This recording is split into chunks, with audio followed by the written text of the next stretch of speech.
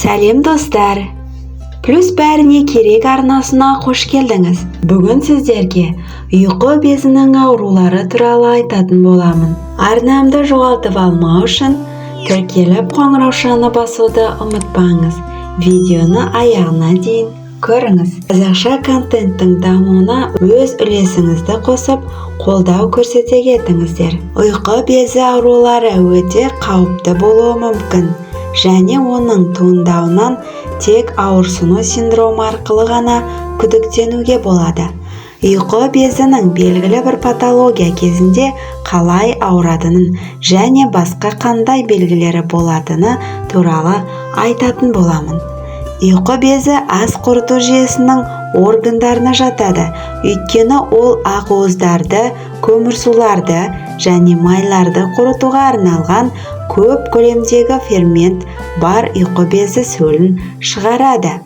Ұйқы безінің бір мезгілде эндокриндік функцияны атқаруы, яғни инсулин мен глюкагон гормондарын шығару оның бірегейлігі болып табылады. Ұйқы безінің аурулары өзекті медициналық мәселе болып отыр.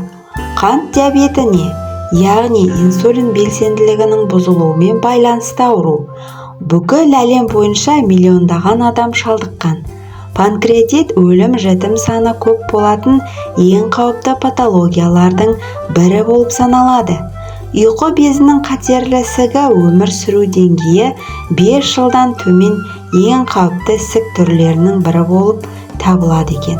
Ұйқы безінің патологиялары әртүрлі сипаттағы ауырсыну ретінде көрініс табуы мүмкін. Қатты және сыздау, әлсіз және қарқынды. Әйелдер мен еркектердегі ұйқы безінің құрылымы мен орналасуы бірдей. Сондықтан ерлер мен әйелдерде ұйқы безінің қалай ауыратыны арасында ешқандай айырмашылық жоқ. Ауырсынудың сипаты жынысқа емес, басқа факторларға байланысты болады. Ұйқы безі неге ауырады? Ұйқы безіндегі ауырсыну ісік пен жарақатқа байланысты қабыну процесінің аясында пайда болуы мүмкін. Қабыну процесі жедел және созылмалы панкреатит кезінде асқынады. Бұл ауру кезіндегі ауырсыну синдромы әдетте ұйқы безі сөлінің ферменттері тағамның орнына ұйқы безі тінін қорыта бастауымен байланысты болады. Панкреонекроз, панкреатиттің асқынуы. Бұндай кезде ұйқы безі жасушаларының бір бөлігі өледі. Кейде бүкіл орган зардап шегуі мүмкін. Ұйқы безінің қатерлі ісігі кезінде ауырсыну әдетте ісік көлемі ұлғайып, айналасындағы органдар мен тіндерді қыса бастағанда пайда болады. Ұйқы безі ауруларының асқынуын тудыруы мүмкін бірнеше факторлар бар. Біркелкі тағам жеу, фастфуд пен майлы тағамдарды жиі тұтыну, алкогольді ішімдікті шамадан көп мөлшерде ішу, темекі шегу, кейбір дәрі-дәрмектерді бақылаусыз қабылдау, ішке қабылдайтын концентративтер, антибиотиктер, зәр айдау құралдары, паразит зақымдануы жатады. Созылмалы панкреатиттің 60-70% алкогольге байланысты туындайды. Ал темекі шегу алкогольдің ұйқы безіне кері әсерін күшейтеді және аурудың асқынуын қауіпті ете түседі.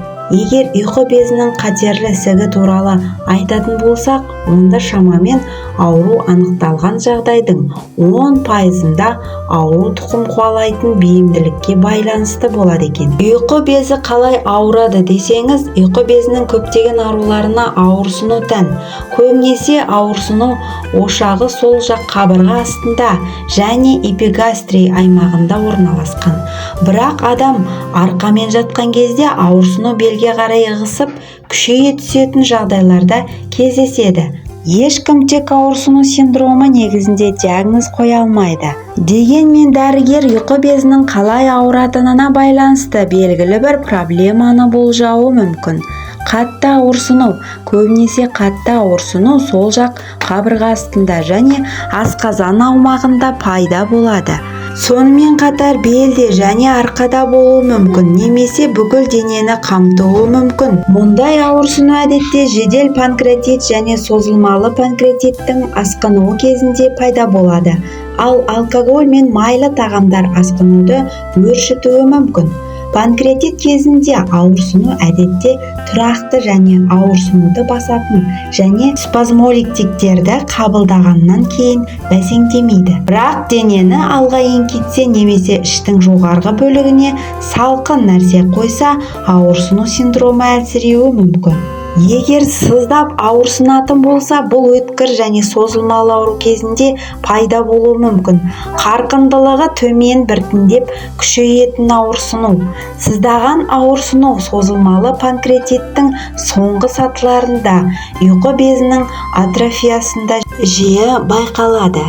Жүрек айнуы, қысу, жүрек қыжылы бар ауырсыну, іш бұлшықеттерінің тырысуы және қатты ауырсынумен біріктірілген бірнеше рет қайталанған құсу өткір панкреатиттің белгісі болып табылады. Панкреонекроз кезінде іштің ауруы, дене қызуының көтерілуі, сарысу мен қан бар құсуы жиі кездеседі. Қарқындылықтың біртіндеп төмендеуі байқалатын ауырсыну панкреонекроз кезінде әрқашан белдегі ауырсынудың арқаға қарай ығысуы байқалады. Ұйқы безі тіндерінің зақымдануы неғұрлым ауыр болса, ауырсыну синдромы соғұрлым күшті болады. Дегенмен біраз уақыттан кейін ауырсыну біршама бәсеңдеуі мүмкін. Бұл патологиялық процесс жүйке талшықтарының өліміне себеп болған жағдайда туындайды. Сондықтан панкреонекроз кезінде ауырсынудың төмендеуі жағымсыз белгі болып саналады. Ал жүрек айну, құсу, терінің және шырышты қабаттардың сарғаюы, салмақтың жоғалтылуы, бұл белгілер созылмалы панкреатитке және ұйқы безінің асқынған қатерлі ісігіне тән. Бірақ кейбір науқастарда бұл аурулар симптомсыз болатынын және белгілі бір уақытқа дейін белгі бермей өтетінін айтып өту керек. Мамандардың пікірінше, ұйқы безі ауырған адам гастроэнтеролог дәрігерімен кеңесуі керек. Дәрі-дәрмекті, соның ішінде ауырсынуды басатын дәрілерді өз бетінше қабылдауға болмайды. Аурудың алғашқы белгілері кезінде, әсіресе ауырсыну синдромы пайда болса, дереу дәрігерге жүгіну керек.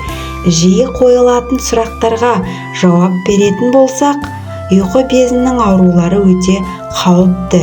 Сондықтан оларды дер кезінде анықтап, шара қолдану маңызды. Ұйқы безі проблемаларының қандай белгілері бірінші кезекте көңіл аударуды қажет етеді. Жайсыздықтан ұйқы безімен байланысты екенін адам бірден түсіне бермеуі мүмкін. Дегенмен сол жақ қабырға астындағы ауырсыну мен ыңғайсыздық сияқты белгілер, әсіресе алкогольді ішімдік, қуырылған және майлы тағамдарды ішкеннен кейін осындай жайсыздық туындаса, онда алаңдауға болады. Ұйқы безін кімдер тексергені дұрыс? Ең алдымен панкреатит және өт тас ауруы диагнозы бар адамдар және қауіп тобындағы адамдар ұйқы безін жиі тексертіп отыруы керек.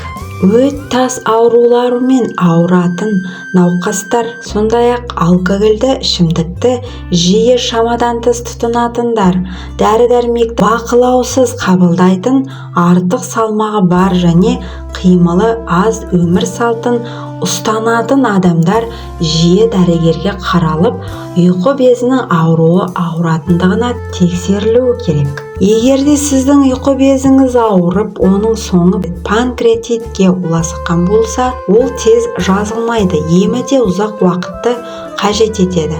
Бірнеше дәрілердің тізіміне қоса арнайы диетада ұстау керек. Сіздің сүйікті тағамдарыңыздың кейбірінен бас тартқыңыз келмесе, халықтық жолмен дертіңізге дауа табуыңызға болады.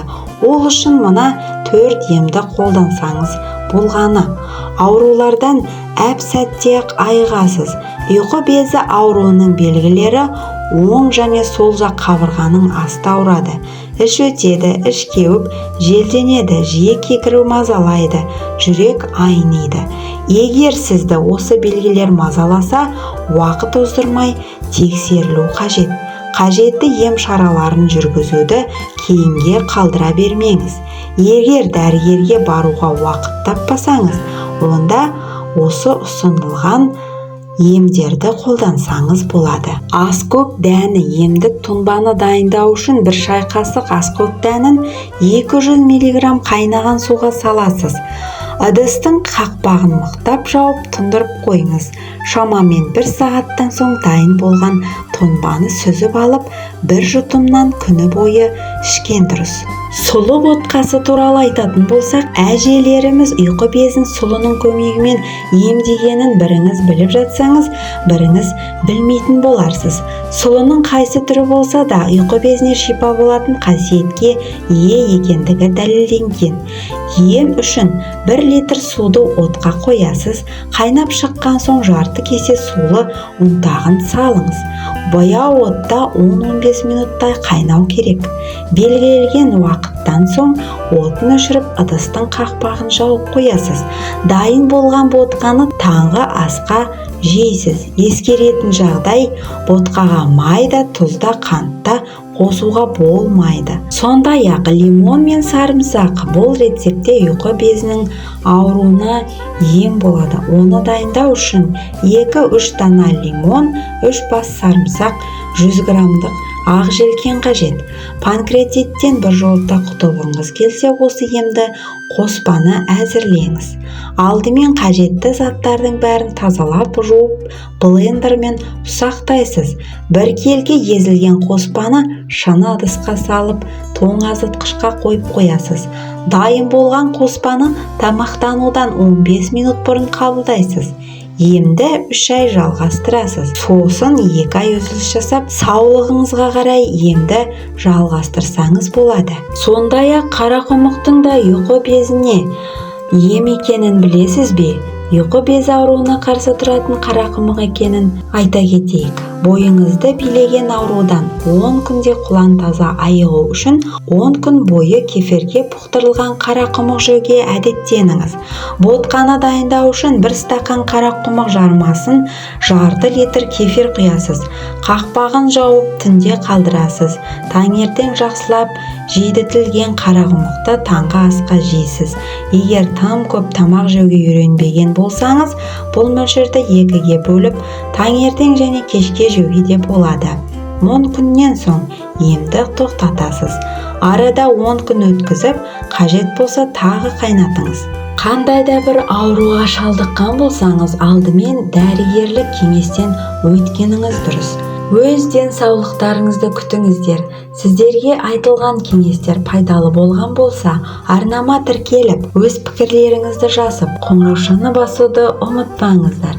Сіздермен бірге плюс бәріне керек арнасы. Келесі шығарылымдар тек сіздер үшін.